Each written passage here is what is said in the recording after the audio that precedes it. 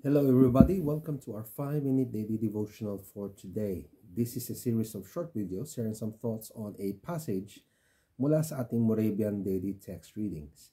At patuloy tayo sa ating pag-aaral ng pangalawang sulat ni Pedro to Peter with a passage from chapter 2, verse 11 to 22. So from yesterday, we understand that Peter was warning against false prophets and false teachers, saying that they deceive people, they move them away from the ways of God from the truth, and that we need to be mindful of the fact that in all of their destructive ways, God can still rescue us, just like He did when He rescued Noah from the great flood, and He rescued Lot from the destruction of Sodom and Gomorrah. Now, in this passage from today, we are continued to be reminded kung ano yung mga ginagawa ng mga false teachers and false prophets nito. Let me just read from verse 15. These false teachers, mga false prophets, they forsaking the right way, they have gone astray. So that in itself tells us that these people had a relationship and experienced the love and grace of God. But they have gone astray. Naligaw na landas. I could only imagine it's like something like yung prodigal son. They were part of the family of the father, but they decided to go their own way.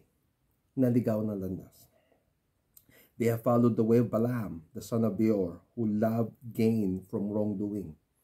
So, natulad sila sa mga tao na nagnanais na makinabang sa pamamagitan ng panlilinlang, but was rebuked for his own transgression, a speechless donkey. Si Balaam kasi, so yung propeta na may gifting galing sa Diyos, pero nagpagamit sa kaaway ng Israel para sumpain yung Israel.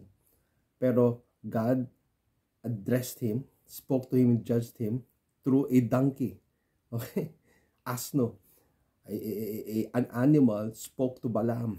And this is how God, in his marvelously powerful ways, can do things. He was rebuked when a donkey spoke with a human voice and restrained the prophet's madness. Kalokohan. To go up against the truth of God's word, the truth of God's ways, is madness.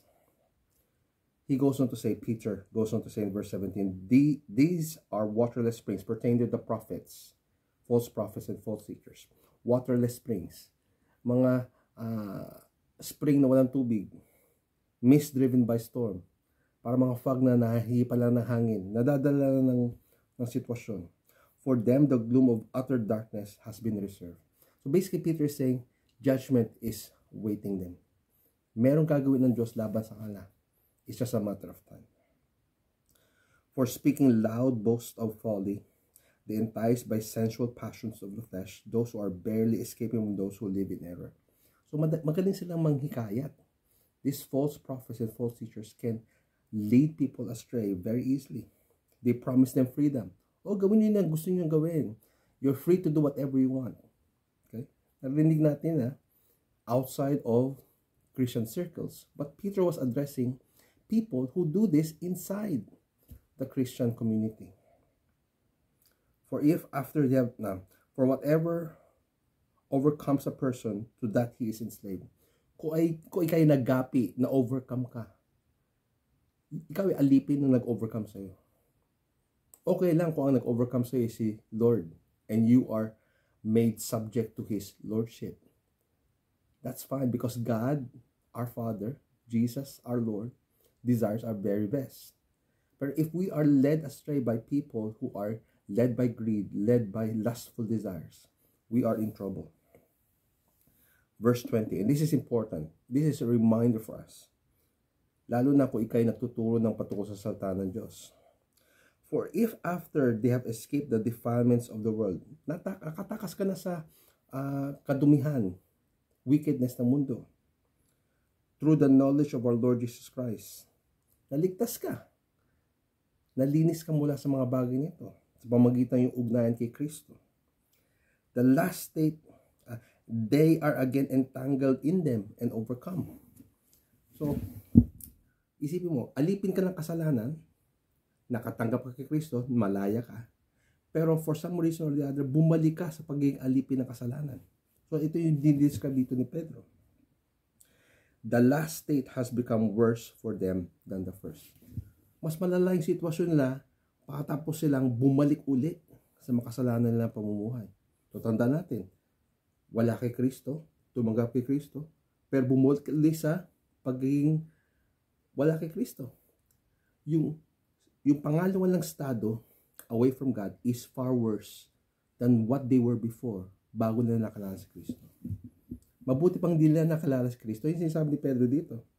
For it would have been better, verse 21, for them never to have known. Mas mabuti pang di nila nakilala si Jesus, the way of righteousness, than after knowing it to turn back from the holy commandment delivered to them.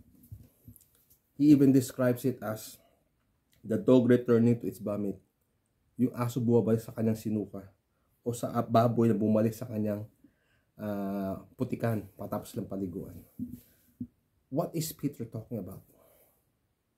If you have been recipients of God's grace and loving ways, made righteous to Him, remain in Christ. Do not be led away by the false teachings, the evil desires, the selfish motives that are around you. Because kung tayo magpapadala sa mga bagay na yan, magiging malala ating sitwasyon. But praise be to God, through the words of Peter, we are reminded to remain faithful to God's word. And He will be faithful to look after you and me. May God bless you with the liberating and life-giving power of His word.